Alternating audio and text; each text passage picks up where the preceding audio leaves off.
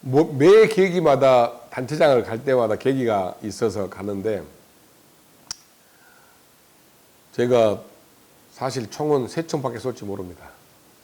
그런 사람에게 어느 날 대한장애인 체육회 회장을 나온 정진환 회장이 사경연맹이 굉장히 심각하고 어려우니 문상필 친구가 가서 이걸 좀 발전도 시키고 판을 좀 정리 좀 했으면 좋겠다. 그래서 어이 친구, 나는 사격을 알지도 모르고 내가 그거 할 수 있는 상황이 못 되네. 그리고 더구나 매달 5천만 원씩 후원금을 내가지고 대한장애인 사격연맹 회장하려면 5천만 원 후원금을 내야 됩니다. 나는 그럴 상황도 못 되네. 그랬더니 그래도 이 심란하고 복잡한 문제 해결을 자네밖에 할 사람이 없네. 사정을 하는 거예요. 또 그 친구가 나를 열심히 도와줬던 친구고 한데 내가 사정을 하는데 더 내막은 내가 가서 자기 표 찍어주라는 이야기예요. 장애인 체육회 회장하려면 표가 필요하잖아요. 가명단체가 34명이 있는데 내가 한 표가 돼야 할 입장이에요. 근데 그 친구가 그렇게 부탁을 하는데 내가 또 안 해줄 수도 없지 않습니까? 그래서 대한장애인 사격 회장을 맡았는데, 사격의 특성이 개인 종목이기 때문에 개인이 잘하는 것만 하면 남들이 아무리 뭐라 해도 그냥 아무 문제 없이 사격만 잘하면 돼요. 그러다 보니까 아주 개인적이고 이기적입니다. 그래서 나만 잘하면 되는 것인데, 그간에 사명연맹 갔더니 기존에 있는 장애인들이 선수 출신들이나 이런 사람들 하나도 없고 기존에 있는 대사연, 그러니까 대한사격연맹의 사람들이 와서 전권을 행사하고 있는 거예요. 나 그래서 이렇게 이야기를 했죠. 저는 감독 코치도 장애인으로 하겠습니다. 그리고 사무국장도 장애인으로 하랍니다. 이게 아무 문제도 아닐 것 같죠. 이게 대단히 어려운 말입니다. 그리고 서울에 있는 사무실을 광주로 옮기겠습니다. 그랬어요. 그랬더니 저에 대해서 온갖 음해와 온갖 비방과 보건복지부, 청와대, 국회, 민원이 전부 다 들어간 거예요. 다. 그래서 모 의원은 이렇게 이야기를 하대요. 광주광역시 재선 의원이고 더불어민주당 장애인 위원장 출신이 광주로 갖고 가려고 하고 말도 안 되는 사람들이 임명하려고 한다. 이게 국회 상임위원 회의장에 지금도 TV에 나와 있어요. 그걸 하고 이야기를 하고 있어요. 내가 확 패 죽이고 싶었는데 그러지는 못하고, 제가 더불어민주당 장애인위원장을 했고 광역의원 한 것은 아무 문제가 안 된다. 그리고 누가 더 선수들을 위해서 헌신하고 봉사하냐의 문제이다. 그래서 제가 서울에 있는 대한장애인 사격연맹 사무실을 광주로 내려오게 하죠. 그리고 조건은 여러분이 직장 다니는데 문제 없도록 집도 해주겠다. 그리고 보장해주겠다. 직원들. 그랬더니 그 직원들 통이 못 내려온다고 했고, 그래서 제가 1번으로 사격 선수 출신을 사무국장으로 했습니다. 그리고 감독 코치 이 분들을 장애인 선수 출신으로 했어요. 그러니까요, 사방에서 난리예요. 아니 외국 갈 때 장애인 코치와 감독 코치가 전부 다 장애인이면 짐은 누가 싣고 가냐? 짐은 누가 들고 가냐? 그리고 그 사람들이 하면 실력은 어떻게 할 거냐?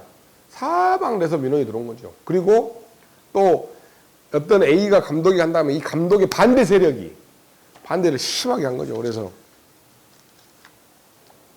나는 그러함에도 불구하고 장애인 감독 선수 출신과 가점을 주게 하고 인센티브를 주게 해서 장애인 선수 출신을 감독 쓰고 코치 쓰겠다.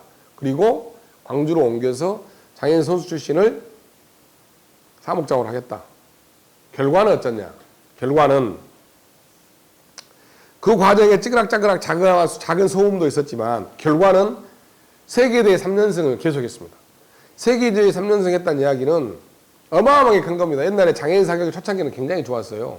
근데 실력이 쭉 떨어져가지고 지금은 내가 오기 전까지만 해도 뭐 인정도 안 하는. 그리고 지금은 세계 종합 우승을 3번 해버린 연속으로. 물론 아시안 게임과 앞으로 패럴림픽을 더 봐야 되겠지만 어쨌든 성과는 3번 연속 우승을 해버린 거예요. 그러니까 입이 쏙 들어가 버렸어요. 그때 반대했던 세력들과 반대했던 국회나 이런 사람들이 도저히 광주로 가면 세계대회가 내년에 있는데 안 된다는 거예요. 준비도 안 돼. 그럼 너무 잘 돼요. 그리고 세계 대회를 국내에 유치하는 것이 쉬운 일 같지만은요, 다른 단체는 못합니다. 왜 못하냐? 1번, 가장 어려운 문제 1번, 지방 정부가 돈을 안 줍니다. 국비는 2억 3억 대줄 수 있어요. 지방 정부가 2억 3억에 맞게 지방 정부가 국비 2억에 매칭을 시켜서 지방 정부가 2억 3억을 주지 않아요. 그러니까 어려워요. 아무리 하고 싶어도.